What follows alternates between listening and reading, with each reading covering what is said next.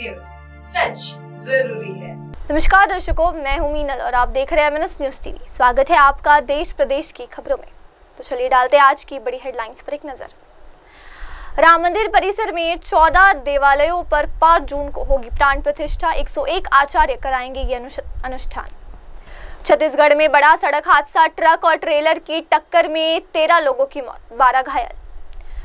Bulandshahr case में शाम को मिलेगी बेटी ने आखिरी बार मां से कहे थे शब्द, मंगेतर से इतने बजे हुई लास्ट बात। अब डालते हैं नजर खबरों पर विस्तार से। 5 जून दिन गुरुवार, पर्व गंगा दशहरा। ये तारीख अब केवल पंचांग में नहीं बल्कि भारतीय संस्कृत के स्वर्ण अक्षरों में दर्ज होगी। श्री राम जन्मभूमि मंदिर में गंगा दशहरा के पावन अवसर पर एक नहीं पूरे 14 देवालयों में एक साथ प्राण प्रतिष्ठा का आयोजन होगा। यह आयोजन केवल मूर्तियों को जीवंत करने का नहीं बल्कि पूरे राष्ट्र की आत्मा को पुनः धर्ममय करने का होगा। प्राण प्रतिष्ठा के क्रम में सबसे पहले शिवलिंग की प्रतिष्ठा होगी। राम जन्मभूमि परिसर में श्री राम के साथ शिव भी पूजित प्रतिष्ठित होंगे। गंगा दशहरा के पावन अवसर पर राम नगरी एक बार फिर आस्था, भक्ति और सांस्कृतिक चेतना की अद्वितीय गवाह बनेगी। श्री राम जन्मभूमि तीर्थ क्षेत्र ट्रस्ट की ओर से 3 दिवसीय प्राण प्रतिष्ठा महोत्सव की रूपरेखा बन रही है। 3 से 5 जून ये उत्साह होगा। हालांकि पूजन का क्रम 30 मई से ही शुरू हो जाएगा।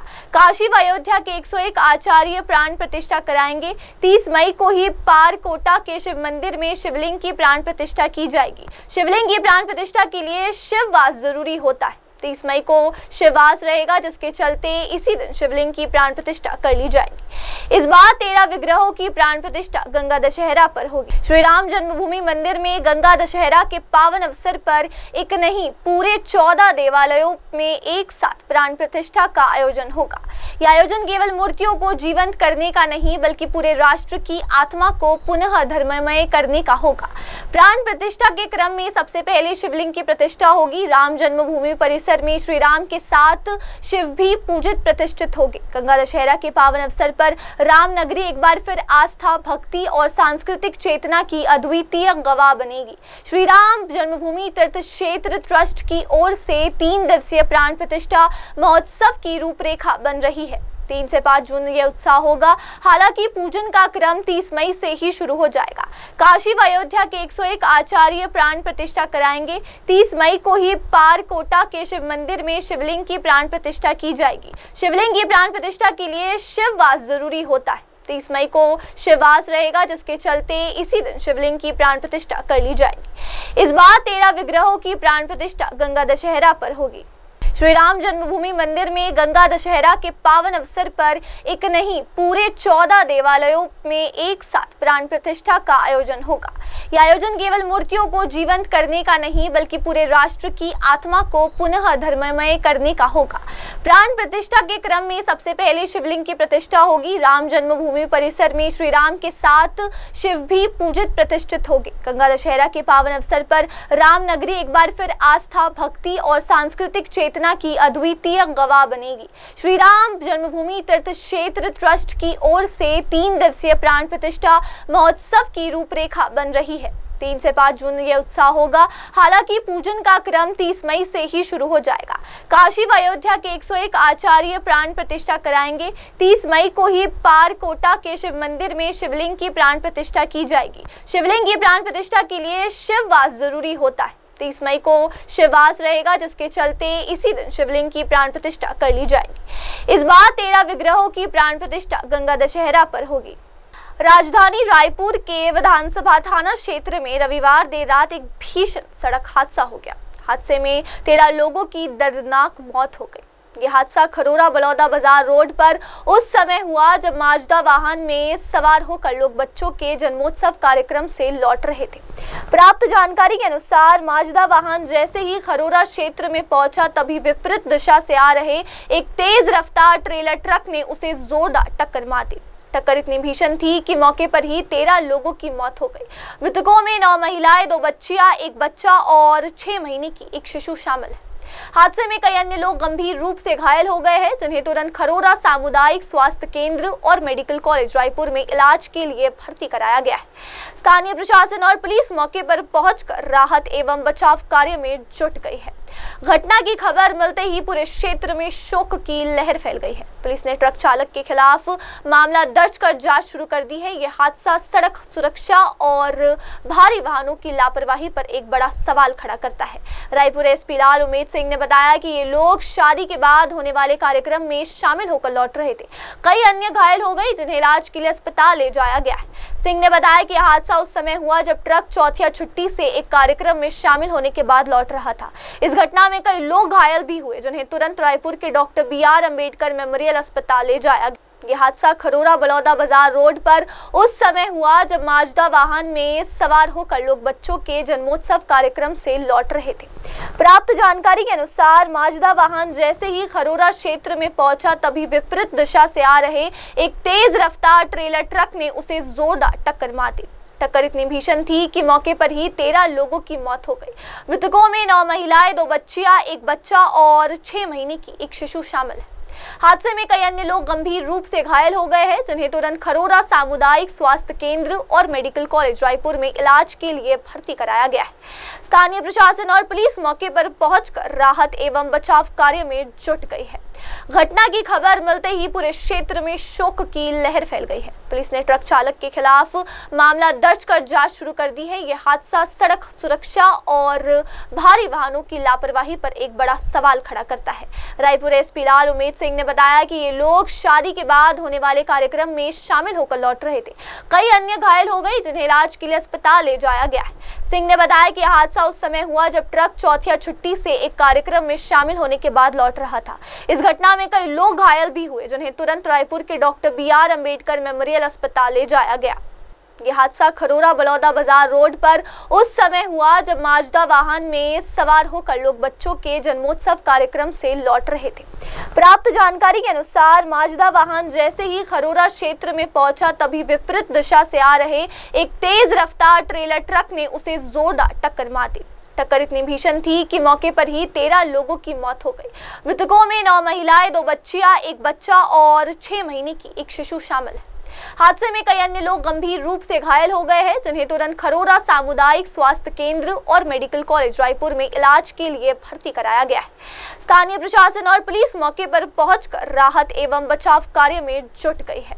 घटना की खबर मिलते ही पूरे क्षेत्र में शोक की लहर फैल गई है। पुलिस ने ट्रक चालक के खिलाफ मामला दर्ज कर जांच शुरू कर दी है। यह हादसा सड़क सुरक्षा और भारी वाहनों की लापरवाही पर एक बड़ा सवाल खड़ा करता है। रायपुर एसपी लाल उमेद सिंह ने बताया कि ये लोग शादी के बाद होने वाले कार्यक्रम में शामिल होकर लौट रहे थे।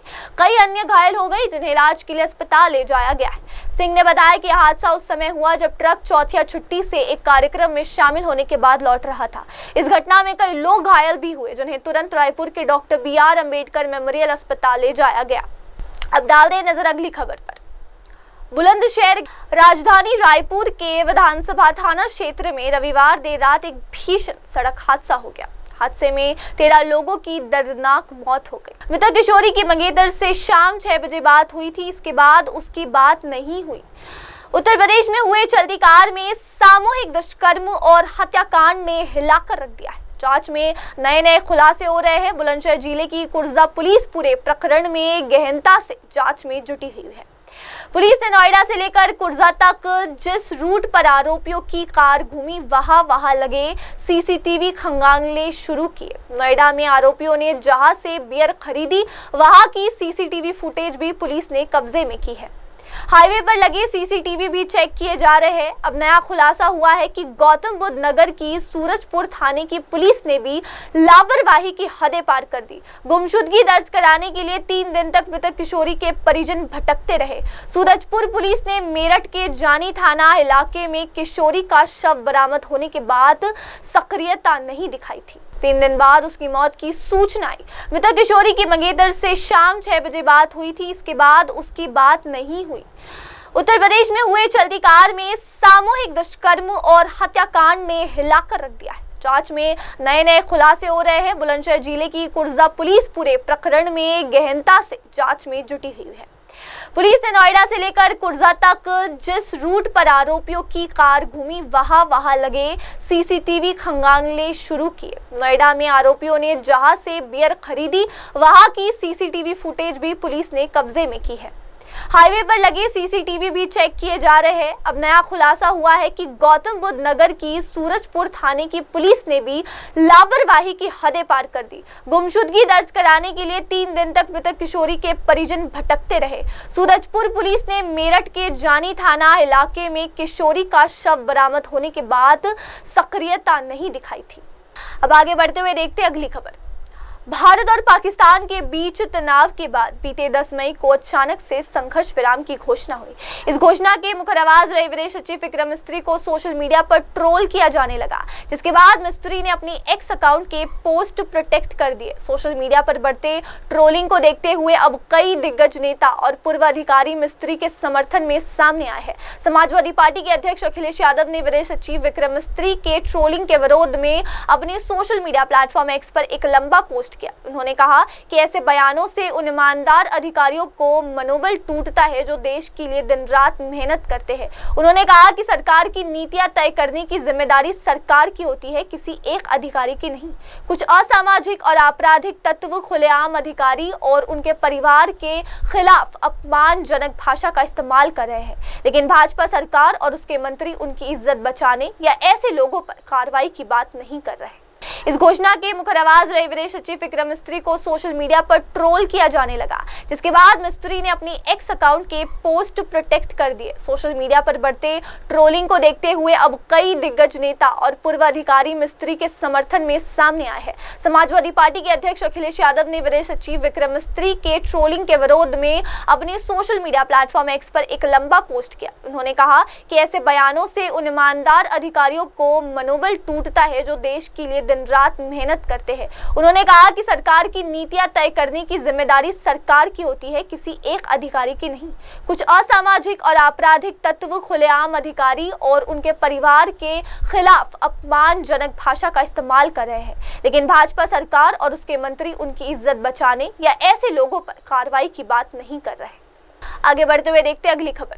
गिल या पंत में से चुना जाएगा नया टेस्ट कप्तान। बुमराह रेस से बाहर, कोहली के संन्यास पर है एक बड़ा अपडेट। ये भी पता चला है कि कोहली ने अप्रैल में ही मुख्य चयनकर्ता अजीत अगरकर को बता दिया था कि वो जून में विश्व टेस्ट चैंपियनशिप शुरू होने से पहले टेस्ट से संन्यास लेना चाहते हैं।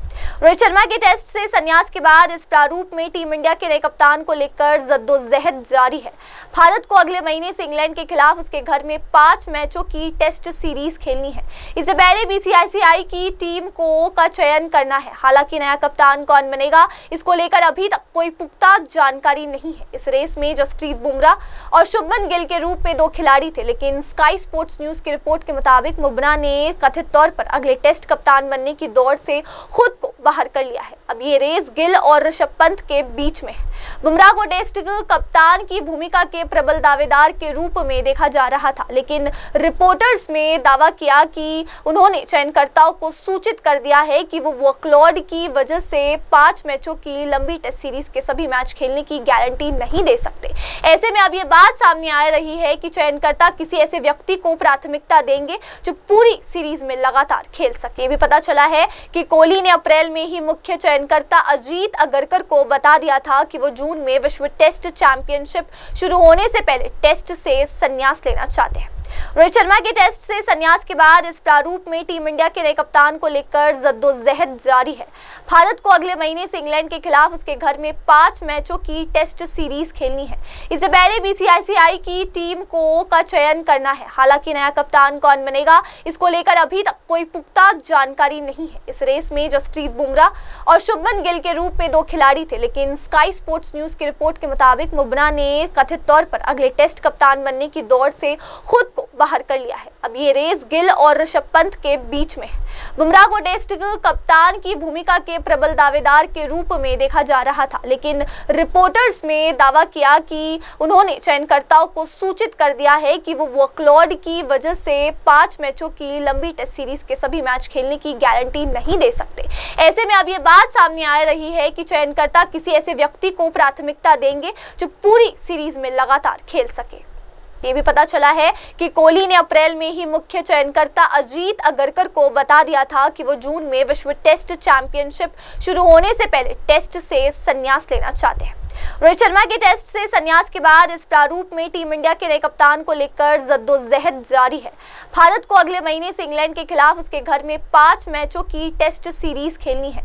इससे पहले बीसीसीआई की टीम का चयन करना है। हालांकि नया कप्तान कौन बनेगा, इसको लेकर अभी तक कोई पुख्ता जानकारी नहीं है। इस रेस में जसप्रीत बुमराह और शुभमन गिल के रूप में 2 खिलाड़ी थे, लेकिन स्काई स्पोर्ट्स न्यूज की रिपोर्ट के मुताबिक बुमराह ने कथित तौर पर अगले टेस्ट कप्तान बनने की दौड़ से खुद को बाहर कर लिया है। अब ये रेस गिल और ऋषभ पंत के बीच में है।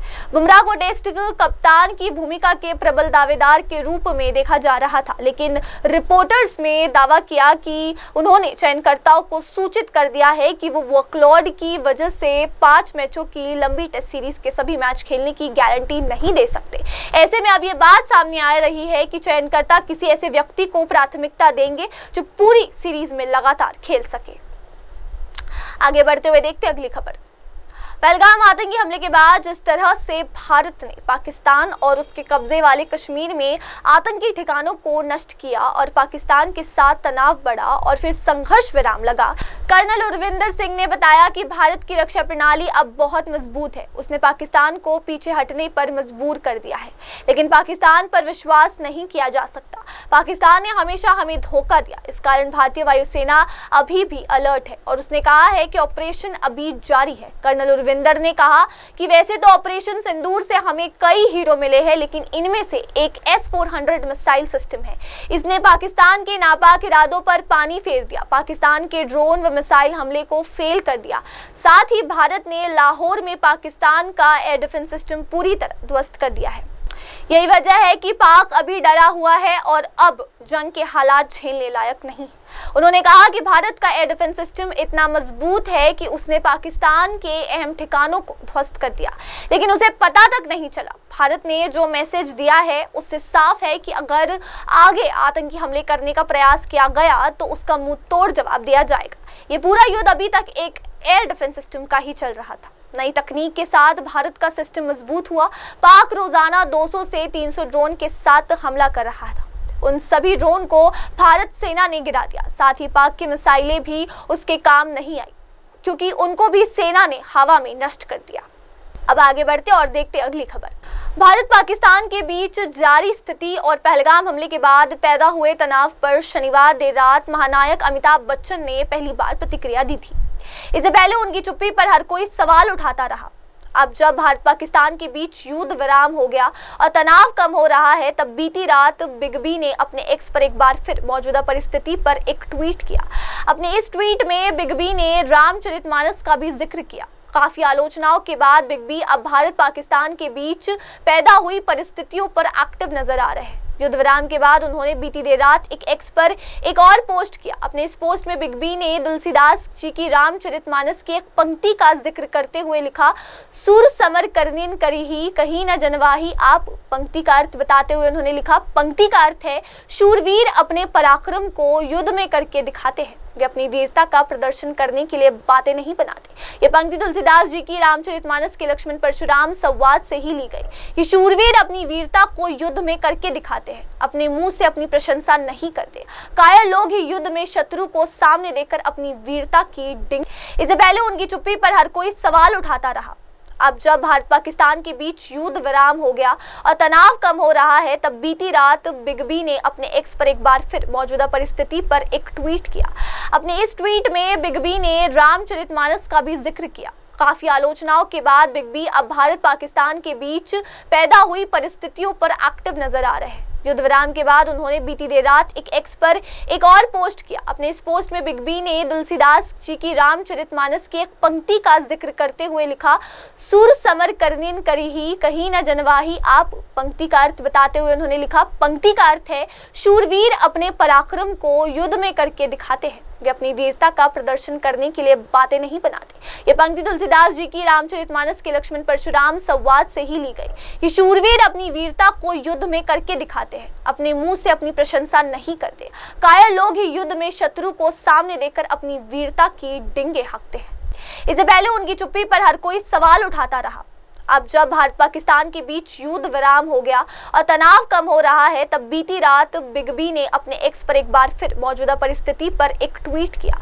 अपने इस ट्वीट में बिग बी ने रामचरितमानस का भी जिक्र किया। काफी आलोचनाओं के बाद बिग बी अब भारत पाकिस्तान के बीच पैदा हुई परिस्थितियों पर एक्टिव नजर आ रहे हैं। युद्ध विराम के बाद उन्होंने बीती देर रात एक एक्स पर एक और पोस्ट किया। अपने इस पोस्ट में बिग बी ने तुलसीदास जी की रामचरितमानस की एक पंक्ति का जिक्र करते हुए लिखा, सुर समर करनीन करी ही कहीं न जनवाही आप। पंक्ति का अर्थ बताते हुए उन्होंने लिखा, पंक्ति का अर्थ है शूरवीर अपने पराक्रम को युद्ध में करके दिखाते हैं, वे अपनी वीरता का प्रदर्शन करने के लिए बातें नहीं बनाते। ये पंक्ति तुलसीदास जी की रामचरितमानस के लक्ष्मण परशुराम संवाद से ही ली गई।